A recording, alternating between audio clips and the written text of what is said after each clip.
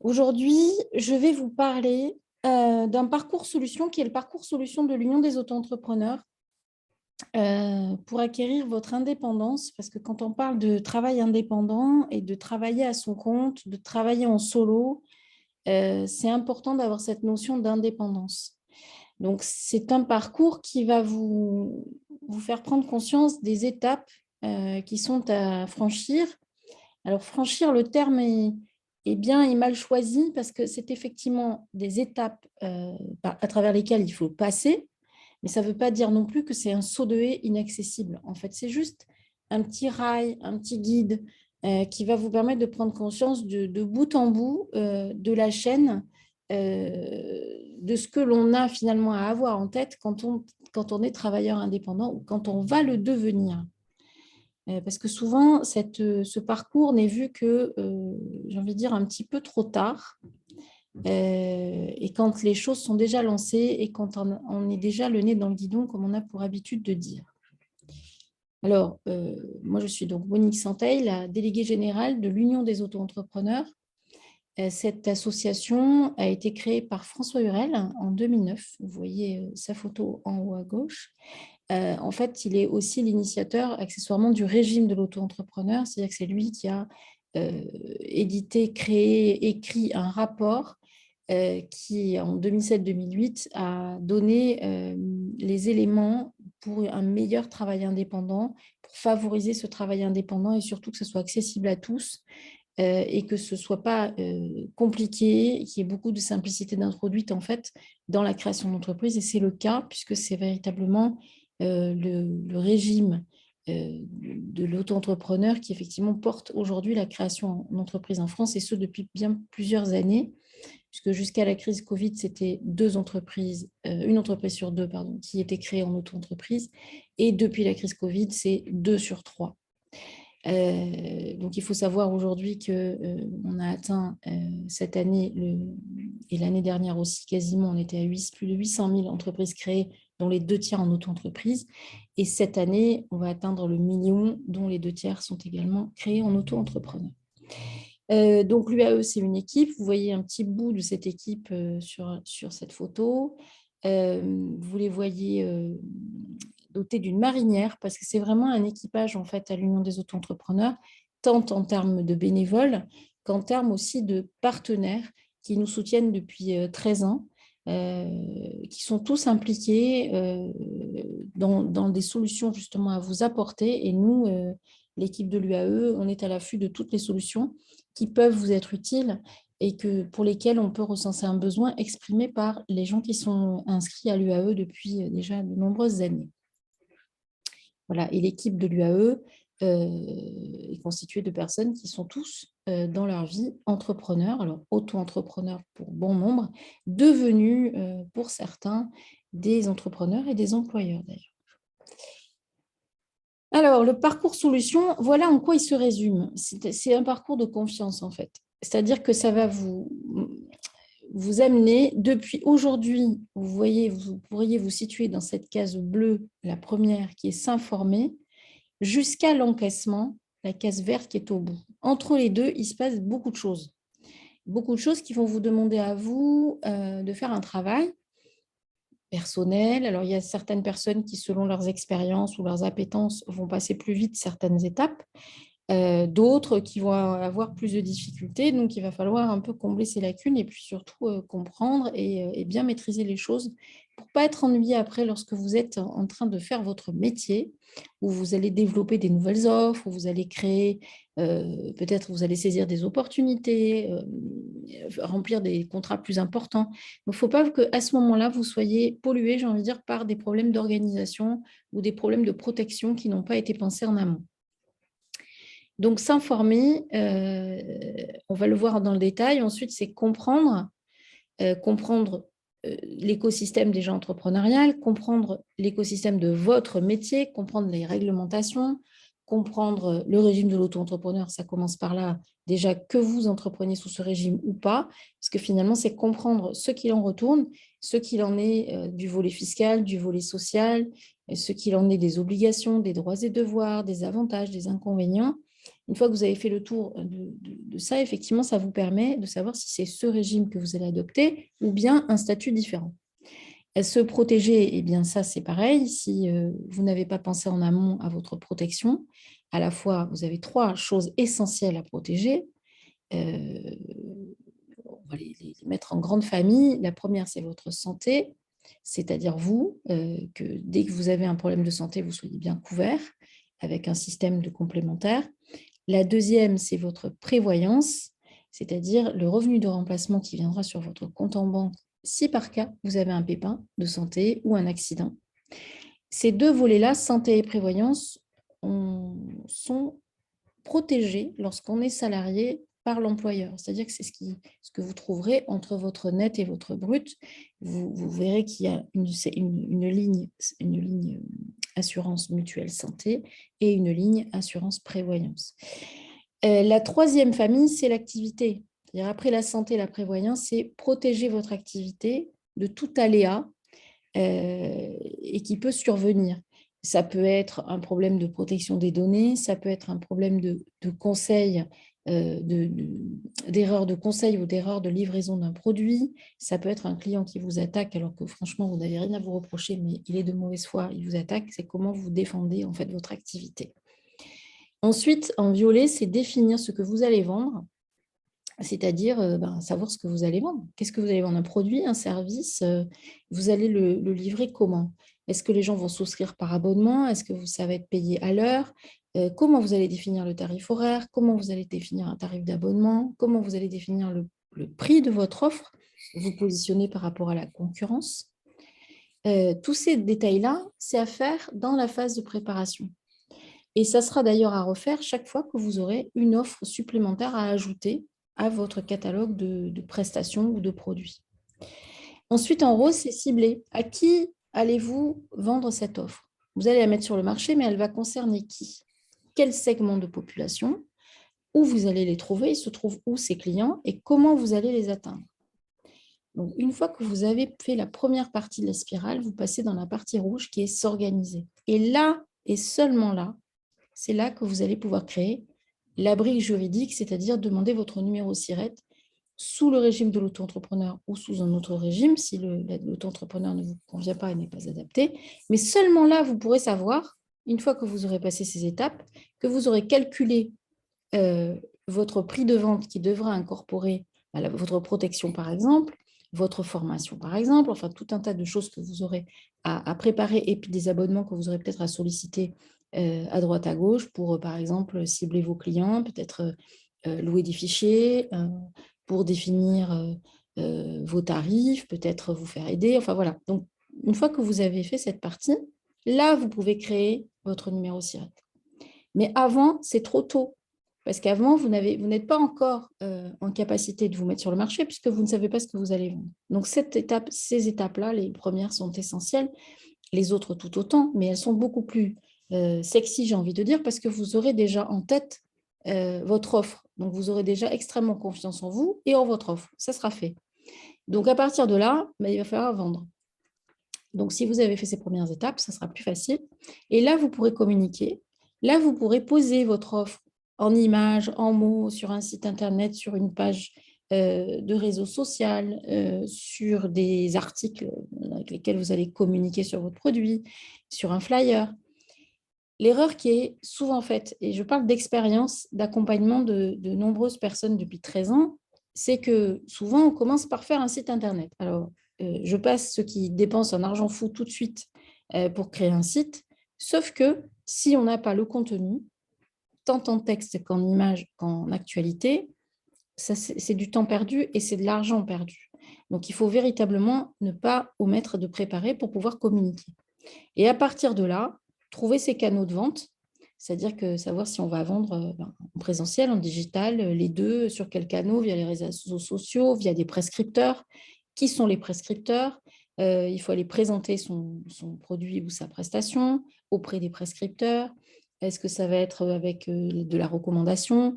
Voilà. Et surtout, ne pas mettre tous ses œufs dans le même panier. Je vais vous le détailler après, mais c'est très important. Vendre, vous optez pour une activité indépendante Donc, moi, je suis une fervente militante de la non-dépendance. Ça veut dire que vous ne dépendez pas, vous vous arrangez pour ne pas dépendre d'un seul vecteur de vente, d'un seul canal, d'une seule plateforme ou d'une seule place de marché.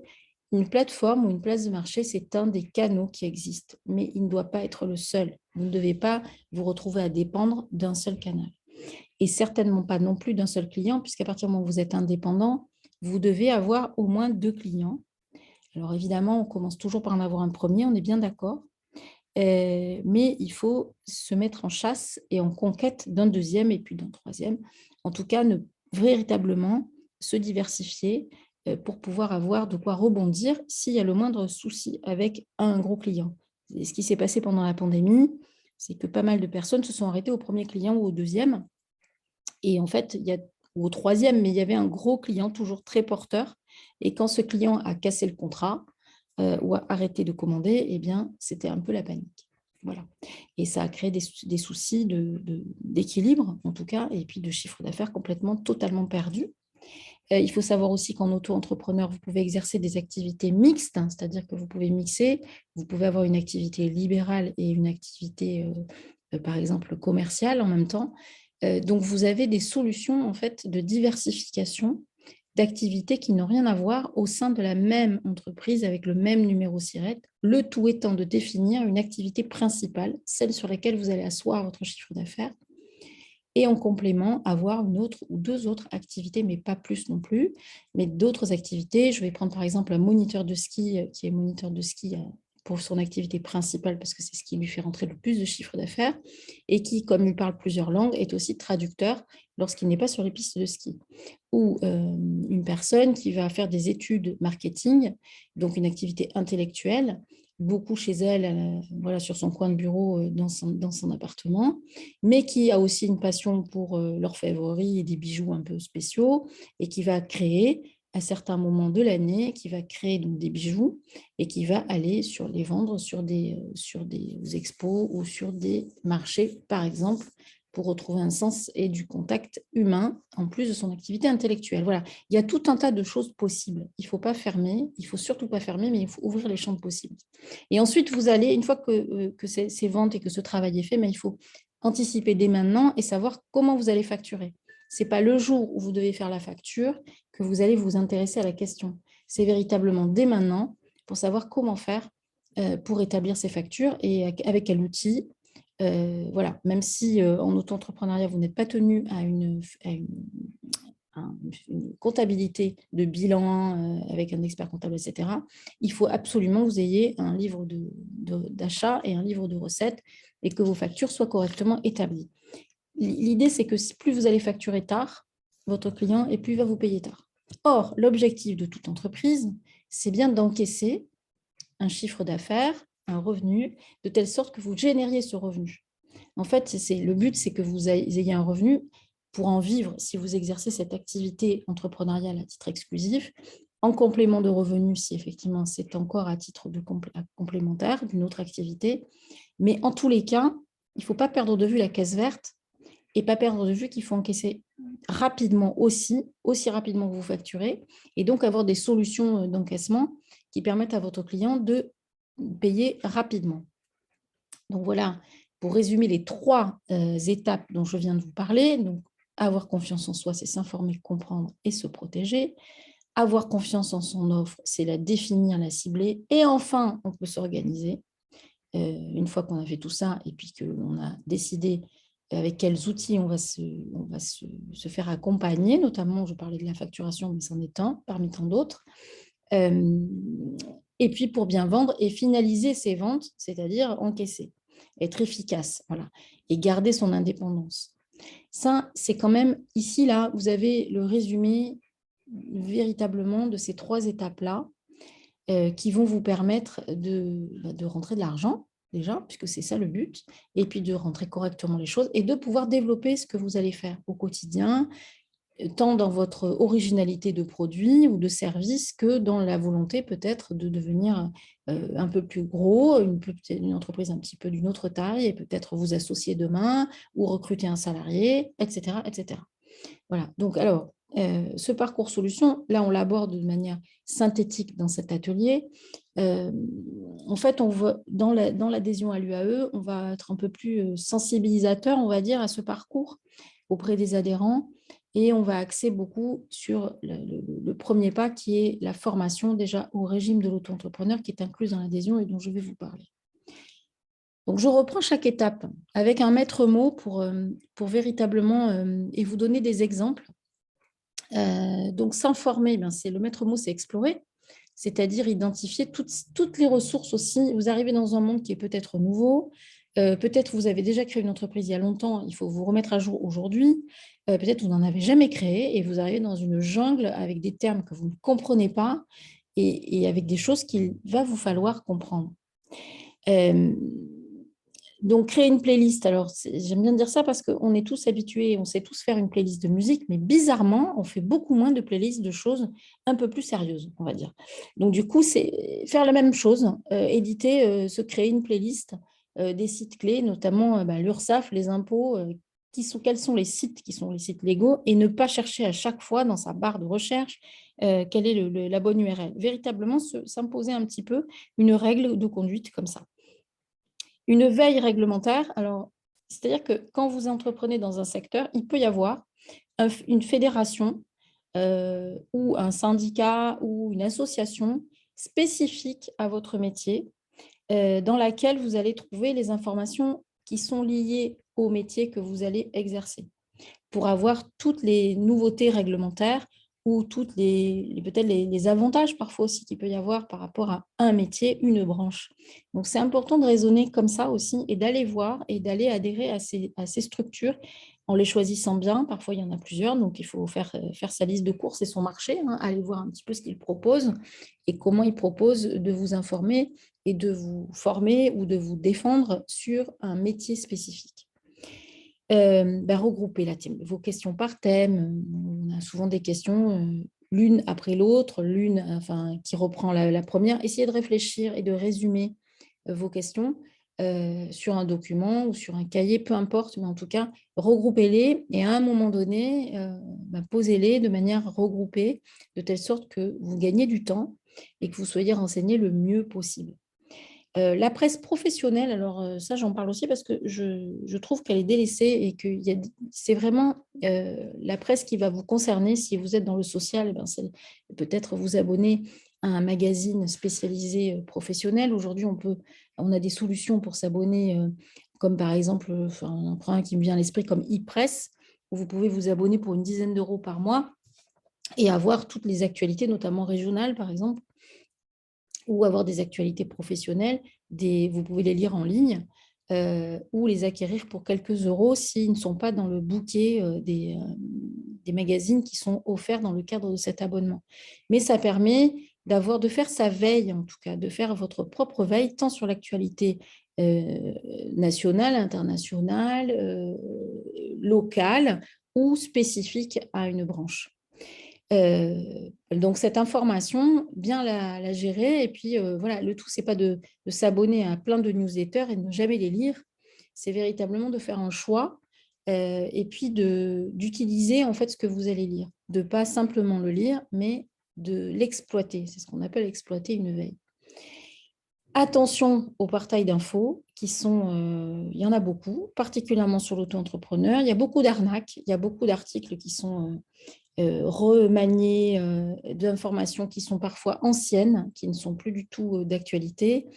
Donc, c'est véritablement faire très, très attention et ne pas sortir sa carte bleue dès qu'on vous demande. Voilà, je veux dire, faites bien attention aux endroits où vous allez et à ne pas vous retrouver avec une arnaque. Si on vous propose de vous rembourser, par exemple, dès que vous entreprenez, de vous envoyer un remboursement via un site qui pourrait ressembler à celui des impôts, mais qui n'est absolument pas dans la barre d'URL celui des impôts, et qu'on vous propose tout à coup de vous rembourser l'équivalent de votre CFE, évidemment, c'est une arnaque. Voilà.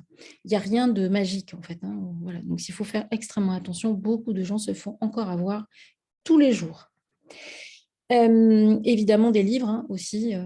Je ne pourrais que vous encourager à lire des livres et à les acheter chez votre libraire du coin, qui lui aussi est indépendant et qui peut tout vous commander Donc, si on peut éviter les grosses plateformes pour garder l'indépendance des libraires, c'est aussi une bonne démarche.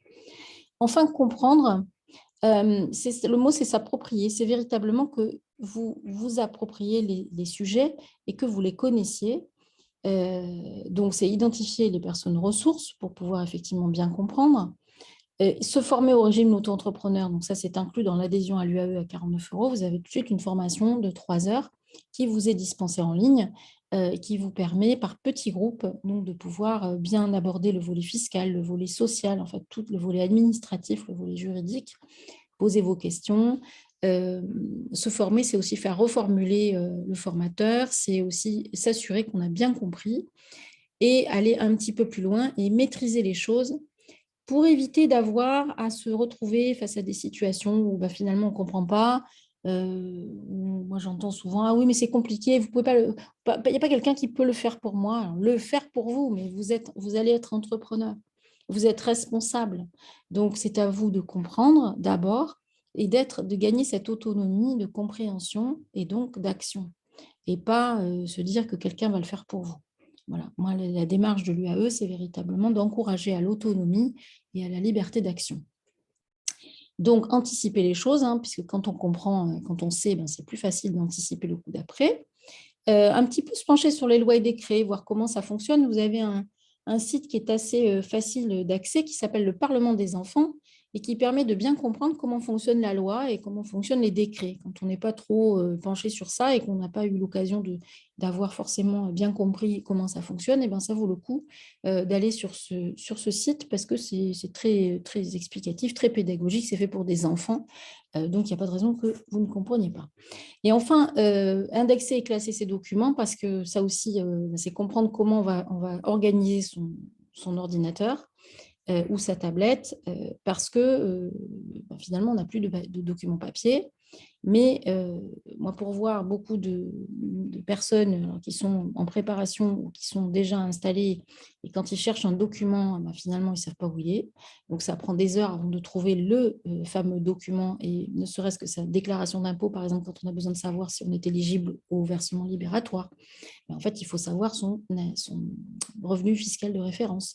Voilà, des petites choses comme ça. Avoir toujours ces documents sous la main, où que l'on soit.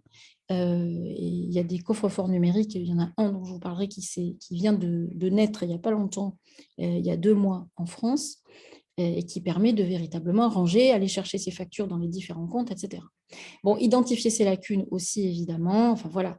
Et face à ça, il y a des choses à faire. Comme vous êtes aujourd'hui dans un atelier thématique, voilà, l'UAE, elle vous propose effectivement d'adhérer, de vous former, de lire un livre guide sur l'auto-entrepreneuriat et d'en savoir davantage. Donc après, ça vous permet de passer à la suite qui est se protéger. Donc ça, je vous en ai parlé tout à l'heure assez dans le détail, mais c'est se protéger des aléas. Et les aléas, il y en aura. On en a connu un gros qu'on connaît encore, qui est cette fameuse pandémie.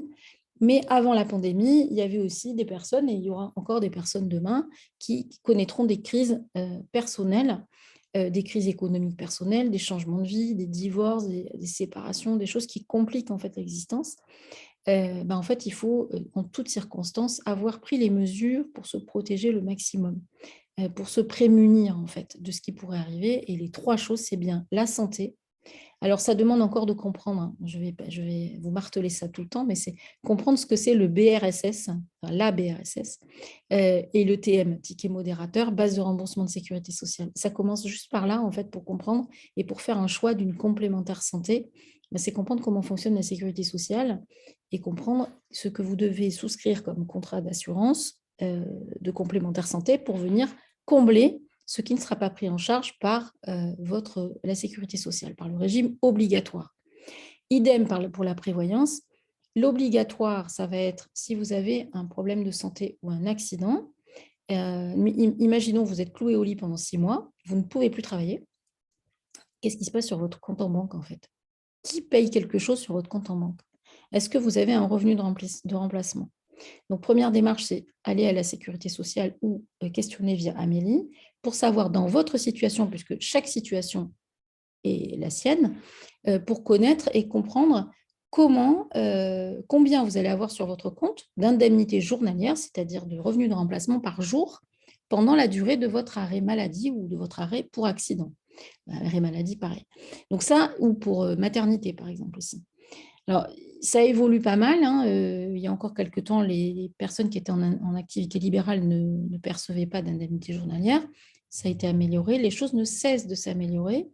Il y a encore un projet de loi qui va permettre aux indépendants, le décret n'est pas encore passé, mais qui va permettre aux indépendants de pouvoir avoir leur droit d'indemnité journalière basé sur leur activité précédente, c'est-à-dire si vous étiez salarié. Donc tout ça, ça se vérifie avant de commencer à vendre, de telle sorte que vous soyez rassuré et serein, c'est-à-dire que si effectivement vous avez un pépin, vous savez que quoi qu'il arrive, vous pourrez continuer à tenir vos échéances personnelles parce que vous aurez un revenu de remplacement que vous connaîtrez. En fonction du revenu qui vous sera versé par le régime obligatoire de la sécurité sociale, si admettons vous avez 10 € par jour et qu'il vous en faut 30, eh bien, vous allez aller voir une assurance, votre assureur en premier parce qu'il vous connaît bien, mais aussi d'autres assureurs pour faire une comparaison.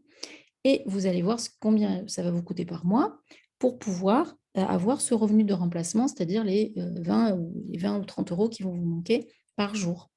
Donc ça, c'est véritablement à décrypter et à bien comprendre la différence entre un délai de franchise et un délai de carence. Enfin, une fois que vous avez appris tout ça, que vous avez compris tout ça, vous n'aurez plus à le faire. C'est comme le vélo, vous savez déjà pédaler, donc vous saurez déjà et ça ne sera plus qu'à remettre à jour régulièrement et réviser un petit peu vos contrats.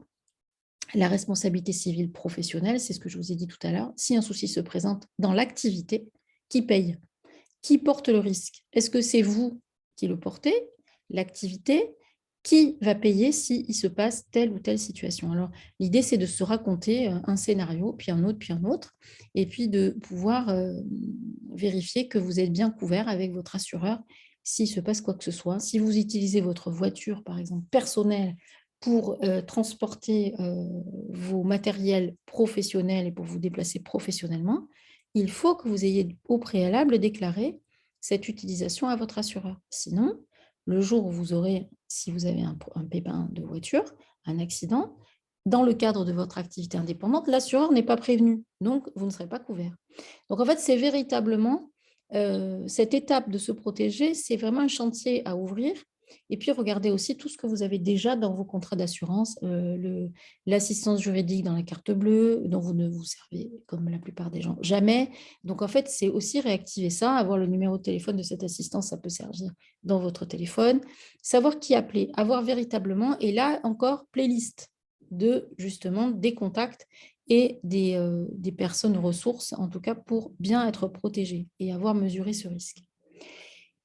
Et enfin, calculer. Et là, ça a du sens avec se protéger parce qu'évidemment, vous allez me dire, la santé, la prévoyance et la responsabilité civile professionnelle, ça va coûter de l'argent. Et oui, parce que quand on entreprend, il faut être en capacité d'acheter des services dont on va avoir besoin pour pouvoir produire ses propres services et ses propres prestations et produits. Donc, ça veut dire que quand vous allez calculer, vous allez intégrer dans votre calcul de prix de vente cette partie protection. C'est essentiel parce que ça va être lissé dans l'année et dans votre prix de vente de telle sorte que ces frais qui sont des frais fixes de protection soient incorporés à l'intérieur de votre prix de vente. Et là, c'est là que c'est parfois compliqué parce qu'on n'a pas appris à l'école à faire ça et que tout d'un coup, on se retrouve face à ce calcul à devoir mener et savoir, effectivement, si c'est un produit, si c'est un service, est-ce que c'est à l'heure, au forfait, à l'abonnement, comment vous allez pouvoir vendre vos prestations, comment vous vous positionnez aussi vis-à-vis de la concurrence. Donc, petite étude de marché, évidemment. Et puis, couvrir tous ces temps, couvrir cette protection, mais couvrir aussi les temps administratifs où vous allez effectivement faire vos comptes, où vous allez peut-être appeler le service des impôts pour poser une question, où vous allez faire peut-être un administratif qui est inhérent à votre profession.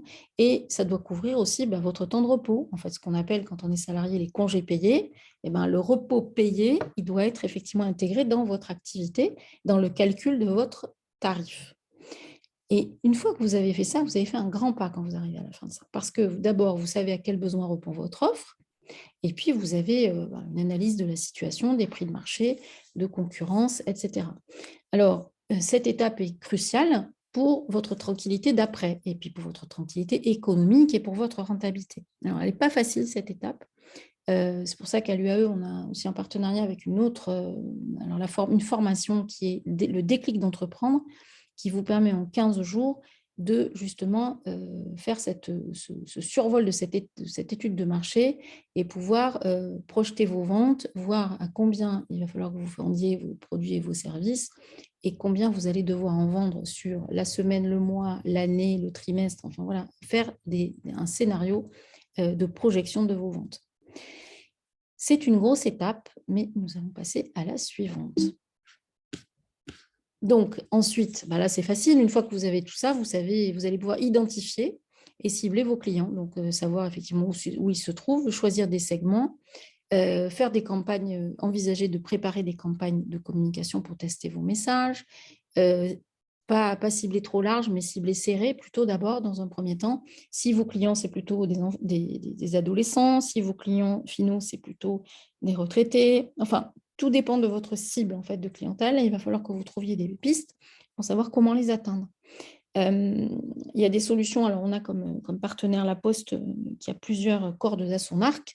Et notamment, il y a une solution qui s'appelle Des clients dans mon magasin que vous trouverez sur le site de l'UAE, où vous pouvez effectivement adresser des courriers sous enveloppe aussi. Alors, c'est La Poste qui s'en charge, mais ça permet d'envoyer, vous savez, nos boîtes aux lettres sont assez vides. Donc, c'est un canal qui est tellement peu exploité. Et ce n'est pas être fâché avec les arbres. Hein, La Poste utilise des papiers souvent, évidemment, recyclés. Mais ça vous permet d'adresser des courriers sous enveloppe à une certaine catégorie de clientèle.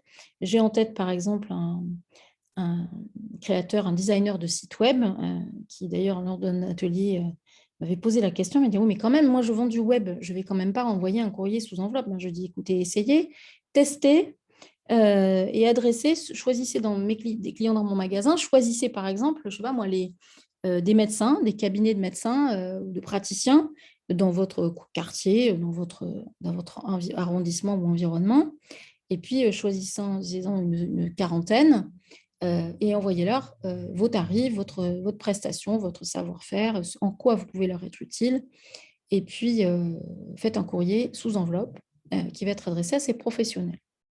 Et puis, vous verrez bien et vous mesurerez si effectivement vous avez des retours. Ensuite, vous téléphonez et vous voyez si la personne est intéressée. Eh bien, écoutez, maintenant, c'est son seul canal quasiment de prospection. Et effectivement, il s'est spécialisé dans la création de sites pour des praticiens, médecins, pédiatres, etc.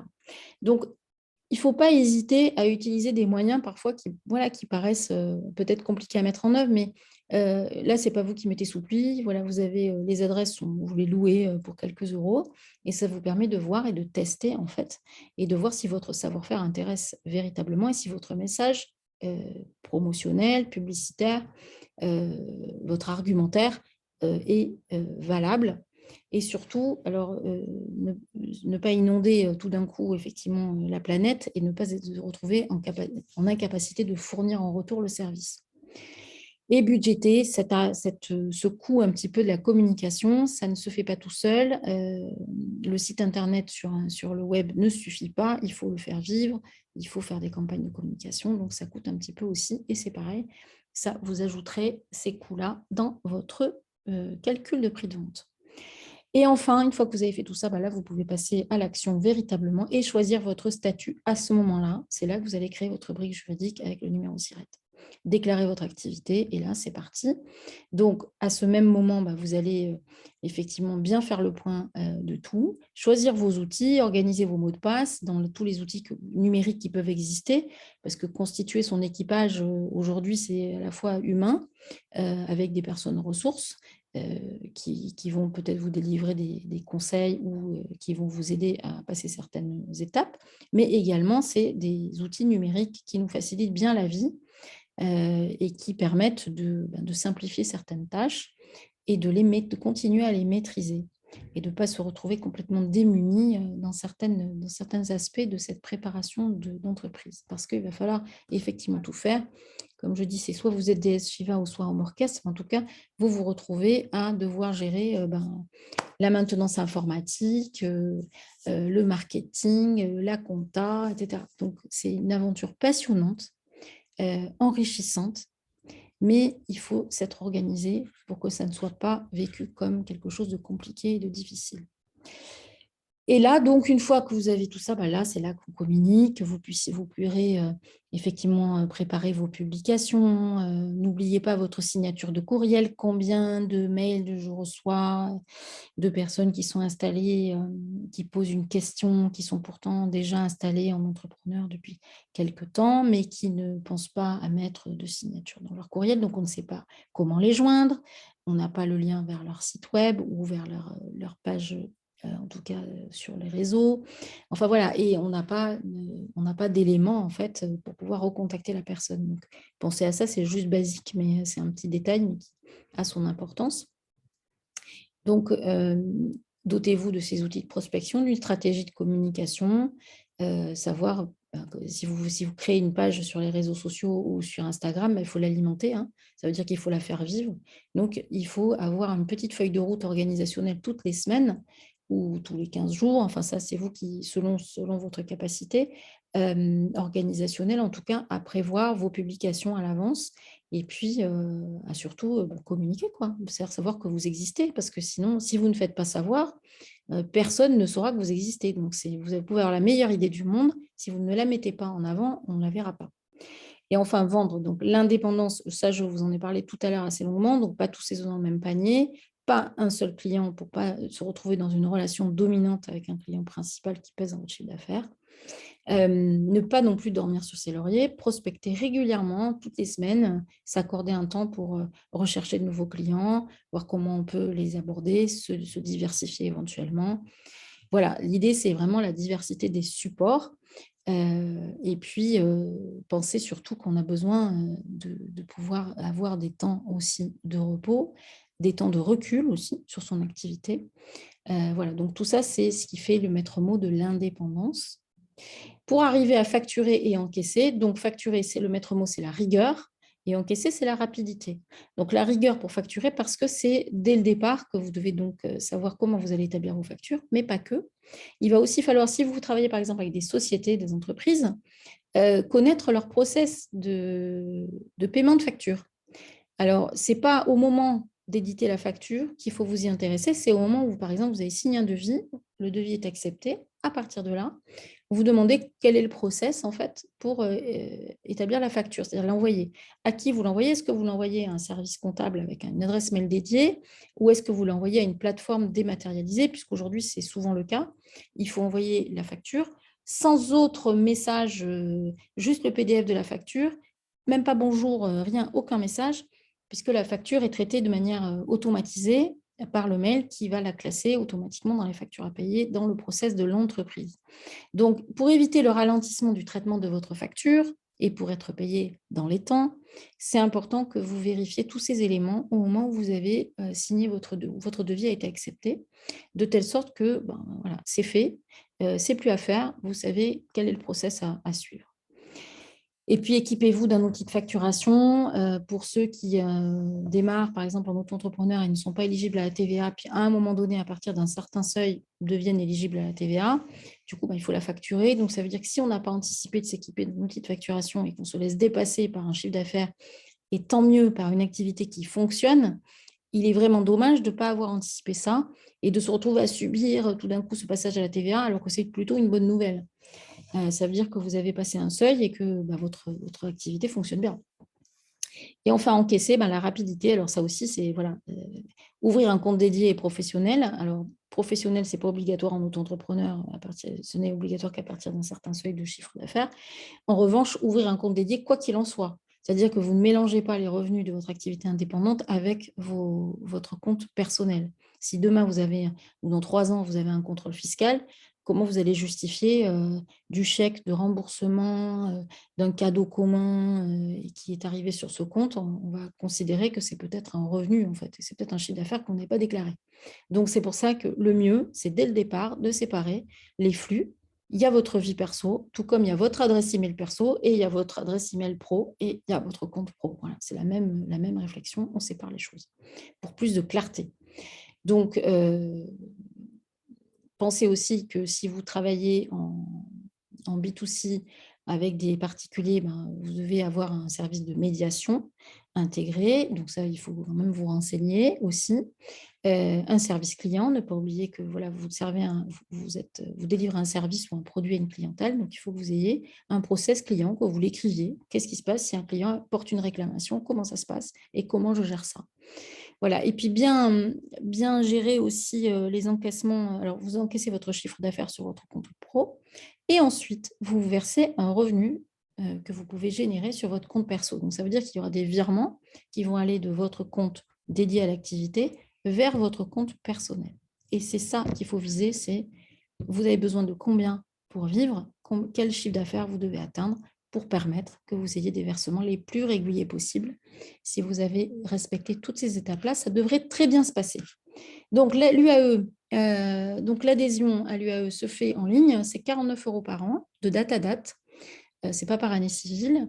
Que vous soyez encore avec une idée très, très floue, voilà, vous êtes en recherche d'informations, ou vous êtes déjà auto-entrepreneur ou travailleur indépendant, puisqu'on a sous autres statuts, on a des personnes aussi qui sont en SASU ou qui sont dans une entreprise individuelle classique qui nous demandent à adhérer pour être accompagnés, parce que voilà, on essaye de faire les choses de manière extrêmement pédagogique pour donner l'autonomie aux personnes et pas faire à leur place, mais accompagner véritablement dans cette acquisition de compétences au quotidien, dans votre activité.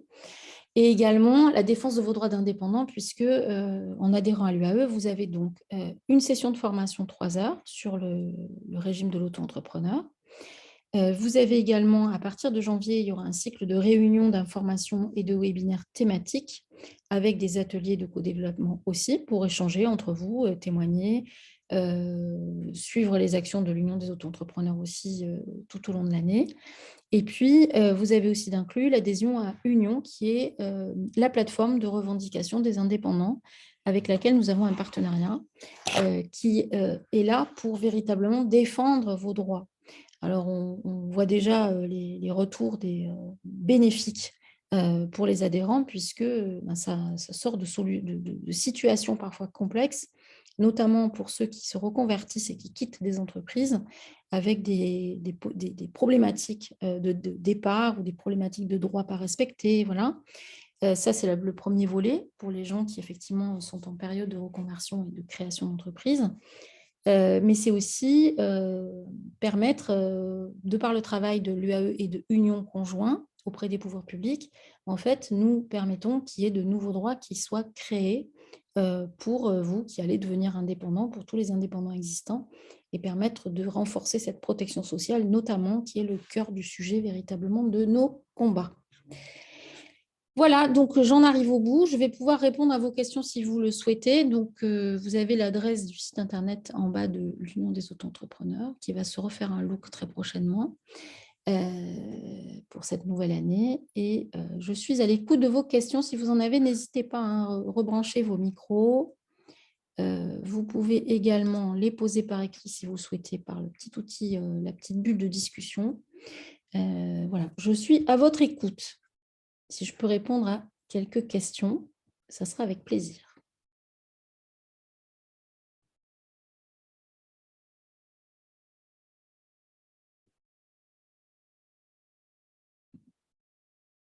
Il n'y a pas de questions. Ça veut dire que j'étais hyper claire. Bon, mais écoutez, si c'était clair, c'est parfait.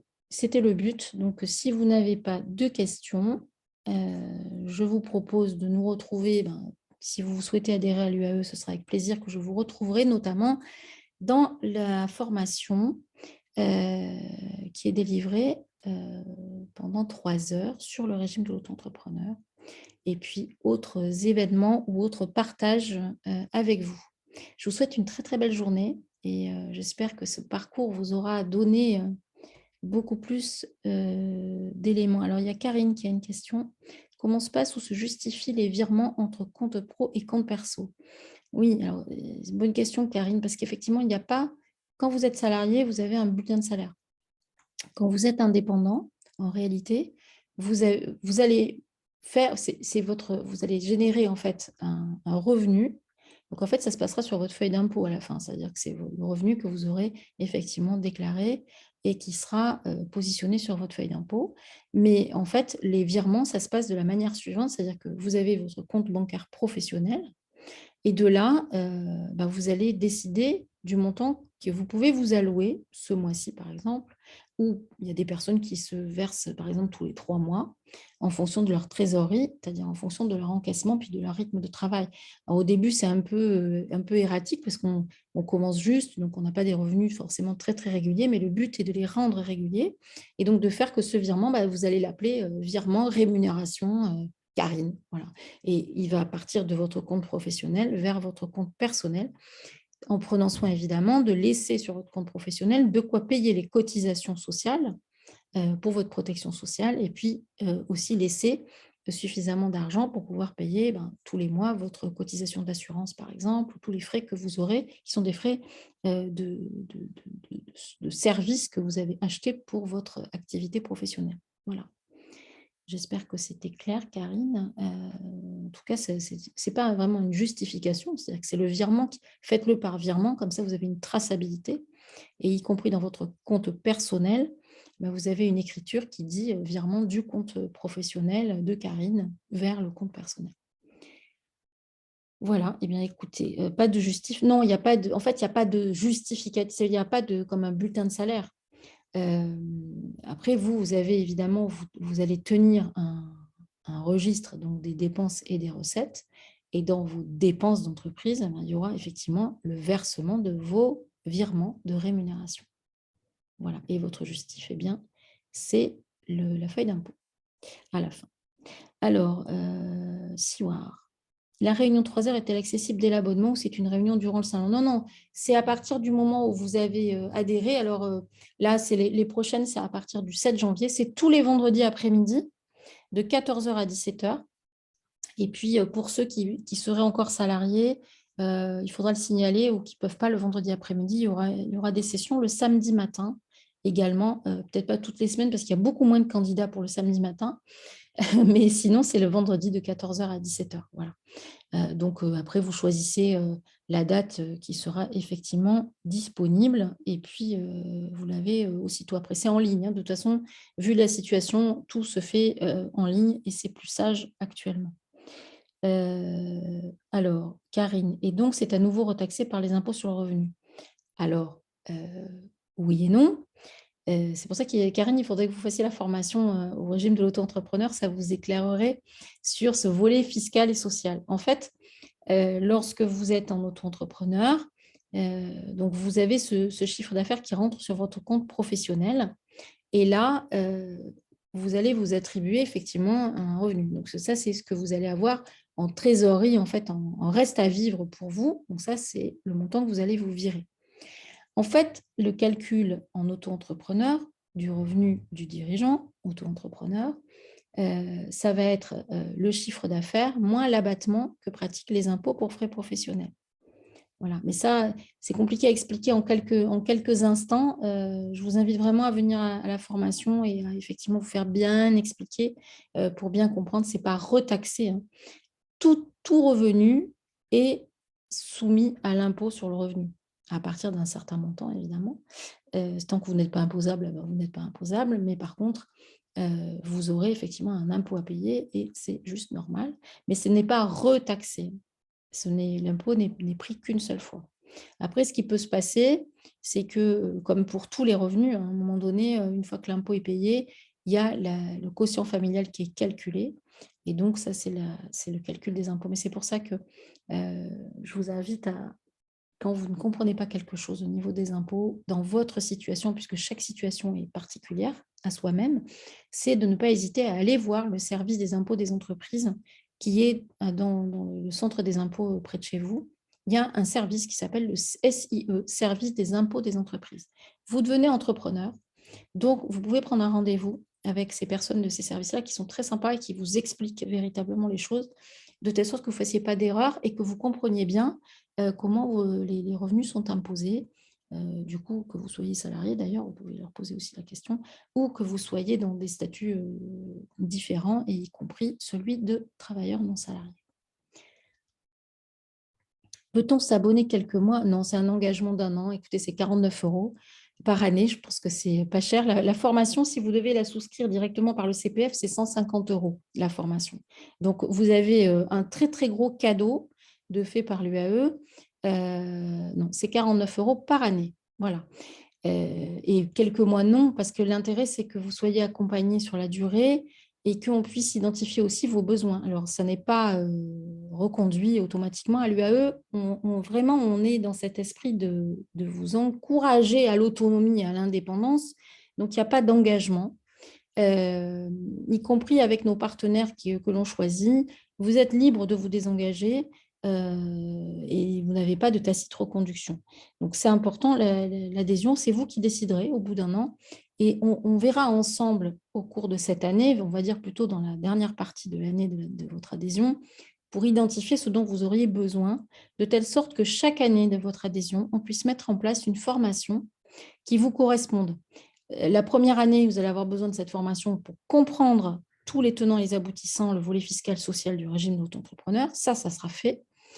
La deuxième année, peut-être une petite révision juste des nouveautés ou des particularités, voilà, ou des choses que vous souhaitez approfondir. Mais ce qui serait intéressant, c'est de vous permettre d'être groupés toujours par petits groupes. Peut-être que certains auront besoin d'un coup de pouce sur la communication, donc avoir une petite formation en communication, en marketing, d'autres en compta, d'autres, voilà. Donc, on constituera en fait ensemble finalement ce programme un peu sur mesure en fonction des besoins exprimés par les uns et par les autres. Et on continuera à le faire en ligne parce que ça fonctionne très bien et qu'on peut effectivement délivrer cette formation dans le cadre de l'adhésion à des personnes qui sont parfois éloignées des métropoles ou voilà, qui sont en zone rurale et qui n'ont pas toujours accès à tout comme on peut l'avoir en métropole. Voilà, je pense que nous arrivons au bout. Dernière question pour Siwa. Y a-t-il un équivalent pour les autres types d'entreprises? SASU, dans mon cas. Un équivalent, c'est-à-dire, vous pouvez adhérer à l'UAE en étant un SASU, puisque c'est l'union des auto-entrepreneurs et des travailleurs indépendants. Donc, il n'y a pas de problème. Et la SASU, effectivement, là, c'est une question, le régime n'est pas le même. Alors, peut-être que vous parlez de la formation. Écoutez, pourquoi pas? C'est un peu plus marginal, il y a un peu moins de personnes en SASU, mais ça pourrait être l'occasion effectivement de vous identifier et de vous délivrer peut-être effectivement une formation ou une complémentaire à celle de l'auto-entrepreneur, typiquement sur la SASU et sur le statut d'assimilé salarié. Effectivement, il y aurait pas mal de choses à expliquer et notamment aussi pour le grand mythe du paiement par dividende qui pose quand même de belles problématiques aujourd'hui avec le recul, puisque beaucoup de gens ont été encouragés à créer un SASU et à ne pas se verser de rémunération, mais se payer en dividende, sauf qu'ils n'acquièrent aucun droit social. Le dividende est taxé par des prélèvements sociaux qui ne sont pas des cotisations sociales. Donc, il y a beaucoup de gens qui tombent des nues parce qu'ils ont pensé faire une économie à court terme. Et en fait, à long terme, c'est véritablement un désastre, ce statut de SASU, quand il a été mal pensé dès le départ. Alors, le lien d'abonnement, vous allez sur le site de l'Union des auto-entrepreneurs et vous allez voir dans un petit carré vert, puisqu'il y en a encore des carrés verts aujourd'hui, mais bientôt vous aurez les carrés de couleur, vous trouverez adhérer à l'Union des auto-entrepreneurs. Voilà. Et je serai ravie de vous retrouver dans les formations, puisque j'en délivre une partie, donc il y a des chances que vous tombiez sur moi pour la prochaine formation. Voilà, je vous souhaite à tous une très belle journée, de belles fêtes de fin d'année. Reposez-vous aussi, mais préparez, s'il vous plaît, préparez votre projet. À très bientôt. Au revoir.